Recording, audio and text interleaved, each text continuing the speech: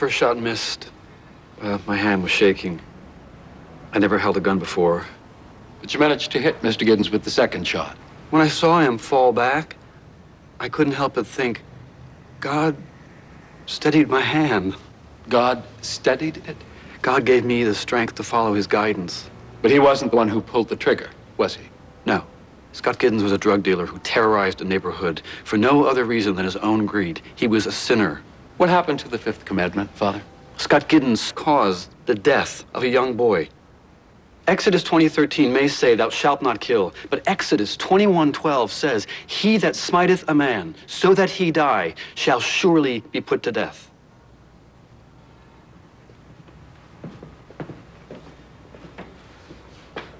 Just to be clear, you killed Scott Giddens? Yes. So under oath, you're admitting you're guilty of breaking the law? Man's law, not God's. And you believe that the law of God should trump the law of man? That's how I've lived my life. That's why I couldn't ignore his wishes. You heard his voice, did you? It wasn't a person-to-person call, Mr. McCoy. I acted upon the enlightenment that I received through prayer. That's all? No burning bush, no pillar of fire? If you're asking for proof, I can't give you any. That's the very essence of faith, Mr. McCoy. Belief, despite absence of proof. And God wanted Scott Giddens killed. Mr. Giddens caused a lot of suffering. You thought he should be punished for his sins, did you? Yes. Well, that's certainly convenient. Your desires matching those of God. Objection. I'm just wondering who spoke to whom. Enough, Counselor. After you received your marching orders, did you think about getting a second opinion? I mean, you know, check with your superiors at the church? To doubt God? That would be hubris. On the other hand, some might think it hubris not to. Objection. Counsel is testifying. Withdrawn. Did your lawyer tell you that an insanity defense was available to you? He told me a lot of things, but I know in my heart that I am not guilty. I also know in my heart that a jury will believe me. Then why did you hide the murder weapon? Mr. Parker said... Oh, I see. Seeking the advice of man is wrong when it comes to committing a crime, but it's okay when it comes to covering one up. Is there any chance you simply wanted to avoid man's punishment for breaking his laws? Maybe we can come back to that. Tell me this, Father Hogan. The suffering you said Scott Giddens caused the people in your neighborhood. Specifically, you're talking about the Parkers. That's correct. And in your mind, murdering Scott Giddens would ease the pain of losing their only son. In God's mind. Now that's interesting, because if I remember correctly, Mr. Parker testified that losing his son was like a knife through his heart, which would not go away.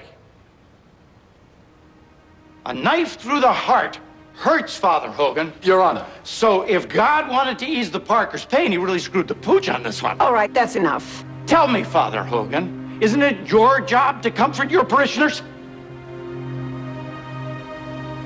Yes. But you couldn't do it, could you? You were impotent to ease the Parker's pain. Maybe it wasn't God who screwed the pooch, Father Hogan.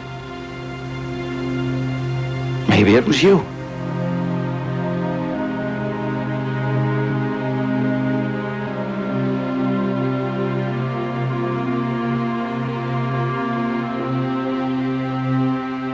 It's your meeting, Mr. Parker. We have to be in court, sir. No. Call it off. It's a little late for that. But I did it. Father Hogan didn't do anything. He shouldn't be punished. This is very noble of you, Mr. Parker, but... He confessed, and you believed him. Now, why won't you believe me? The gun was in my house. Excuse me, this is a private meeting. This is stupid, Bill. I won't let you take responsibility for what I did. Don't listen to him. I am ready to go to jail. Bill! Don't you see what he is doing to you? He is mocking everything that you believe. Now, if the jury... They won't. If they lose faith... Then we still have ours. What if that's not good enough? I prayed for the strength. And your prayer was answered through me, Bill.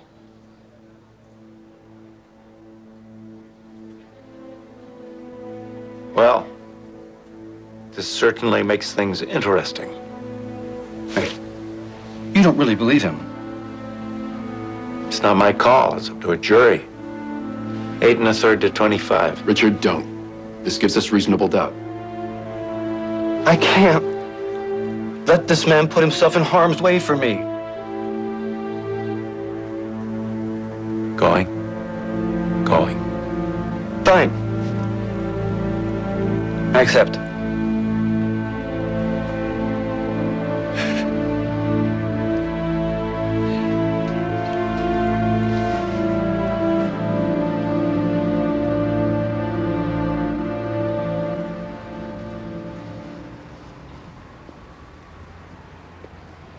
Are you staying?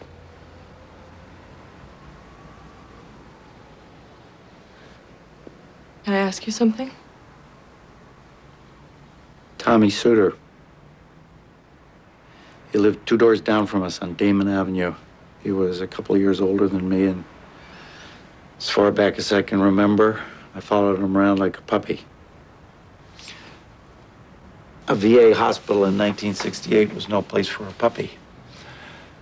It was pretty grisly, and it smelled bad. The boy in the bed beside Tommy's had already passed away. Tommy's right leg was somewhere in the basement.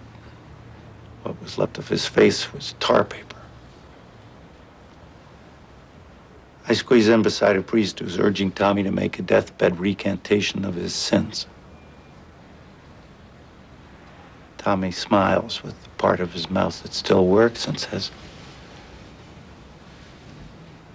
"What difference would it make?" Priest moves on to the next bed. Tommy says to me, "God forgive me if I'm wrong."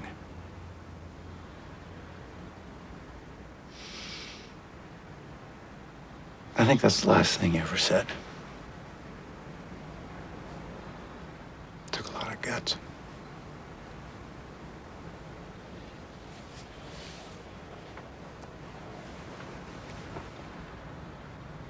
I thought it was right.